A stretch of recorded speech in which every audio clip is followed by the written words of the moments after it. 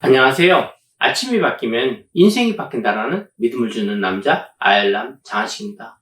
오늘 여러분에게 추천 공유하는 내용은 신규 고객은 갓난아기와 같다라는 카테고리 장사교과서 고객편이라는 네 번째 책으로 흥미진진한 아침을 열겠습니다. 얼마 전 서울 시내의 한 백화점 앞에서 누군가를 기다리고 있었는데 호두과자와 땅콩과자를 팔고 있는 젊은 청년이 눈에 들어왔다. 번화가의 백화점 앞 메인 도로에서 점포를 열었다면 그것은 기본은 팔 수 있다. 유동인구가 워낙 많아서 1%의 확률로 구매하는 사람이 나타난다고 해도 그 숫자는 상당할 것이다. 이때 고객의 심리를 알고 그 확률을 높이면 돈을 많이 벌 수 있다. 그런데 그 청년은 추운 날씨에 하루 종일 서서 과자를 굽기만 하고 있었다. 저녁 7시 정도였고 20분 동안 지켜봤는데 계속 만드는 행동만 하는 동안 손님은 딱 한 명이 왔다. 그걸 보면서 이 좋은 자리에서 조금만 신경 쓰면 장사가 잘 될 텐데 공장 직원처럼 과자만 찍어내고 있는 게 안타까웠다. 그는 고객의 심리를 모르고 장사하는 사람 같았다. 공부를 좀 하고 장사를 하면 더 잘할 수 있는데 생각하다가 뭔가 응원해주고 싶은 마음에 호두과자를 한 봉지 팔아주었다. 그 청년이 매출을 높이기 위해 신경을 써야 할 것은 시선을 그것으로 옮기게 만드는 일이었다. 지나가는 사람들은 자기가 할 길을 가기 바쁘다. 특히 추운 날에는 옆에 뭐가 있는지 살피면서 가지 않는 것이 보통이다. 그래서 우선은 시선을 끌어야 한다. 맛있는 호두과자 사세요. 갖고 오는 호두과자 있어요. 라고 소리라도 질러야 한다. 말만 한마디 해도 사람들의 반응은 다르다. 만두와 찐빵이 잘 팔리는 곳은 냄새를 날리고 연기를 피운다는 특징이 있는데 이것은 시선을 끌기 위한 의도적인 연출이다. 모락모락 김을 내보내기 위해 주전자에 물이라도 끓이는 성의를 보여야 한다. 김이 나면 추운데 집에 좀 사갈까? 생각할 확률이 높아진다. 시선이 옮겨진 다음에는 마음을 움직여서 먹고 싶게 만들어야 한다. 좀 사가야겠다는 마음이 들면 구매 확률이 높아진다. 이 청년처럼 열심히 일한다며 땅콩과자, 호두과자만 찍어내고 있다가는 하루에 몇 개나 팔릴지 장담할 수 없다. 장사하는 사람인지 공장에서 일하는 사람인지 헷갈리면 안 된다. 그 청년을 지켜보는 동안 과자만 들면서 전화기 들고 통화만 계속하는 모습을 보고 있자니 답답한 마음이 들었다. 장사하는 사람은 구매해줄 고객에 대해 관심을 가져야 한다.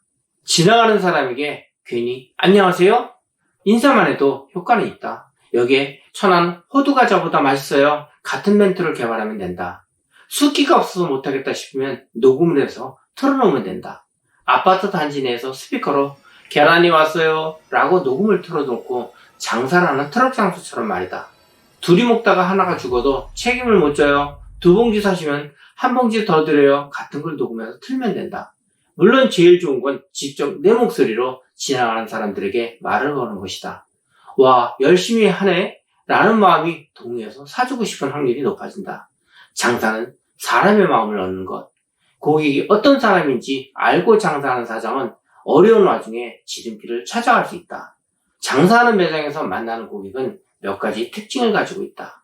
첫째, 그들은 의심이 많다. 둘째, 판매자를 믿지 못하기 때문에 불안해한다. 셋째, 판매자인 나에게 고객은 관심이 없다. 내가 아무리 좋은 걸 가지고 좋은 자리에서 기다려도 말을 걸고 부르지 않으면 고객은 내가 있는 걸 모르고 지나간다. 넷째, 고객은 변덕스럽다. 장사를 하려면 사람의 마음을 터치할 줄 알아야 한다. 나는 그냥 호두과자만 팔면 그만이다라고 생각해서는 판매 효율성을 높일 수 없다. 자리가 좋으면 팔리게 하겠지만 기왕 하는 것이라면 일하는 능률을 높여서 보이지 않는 고객의 마음을 움직일 방법을 찾아야 한다. 사람들은 열심히 일하는 사람을 보면 도와주고 싶어 한다. 그러나 열심히 일한 호두과자만 맛있게 굽고 있으면 되는 게 아니다. 고객의 마음을 어떻게 이해하고 설득시키고 내 페이스로 오게 하느냐를 공부하고 있어야 한다. 결국 장사하는 사람은 고객을 잡기 위해 항상 고객을 관찰하고 연구하는 미션을 수행해야 한다. 장사는 심리전이라서 살까 생각했던 손님도 판매자가 말 한마디 잘못하면 금방 변심해서 가버릴 수 있다. 특히 처음 우리 매장에 방문하는 신규 고객이라면 갓난아기처럼 다뤄야 한다. 단골 고객이라면 편하게 있다 갈 수 있게 응대하면 되지만 신규 고객은 갓 태어난 아기처럼 조심해야 한다. 갓난아기는 최소한 100일까지는 조심조심 소중히 다룬다. 아기가 울면 엄마는 왜 우는지 찾기 위해 이것저것 살펴본다. 오줌을 싸는지 똥을 싸는지 어디가 간지러운지 더워서 그런지 심심해서 그런지 배가 고픈지 관찰하고 아기가 원하는 것을 찾는다. 이처럼 고객을 잘 관찰할 수 있으면 장사의 선수가 될 수 있다. 장사를 하다 보면 여러 유형의 고객을 만나고 여러 가지 상황에 놓이게 된다. 이때 고객을 소중히 다뤄야 하는데 험하게 다루면 튕겨나간다.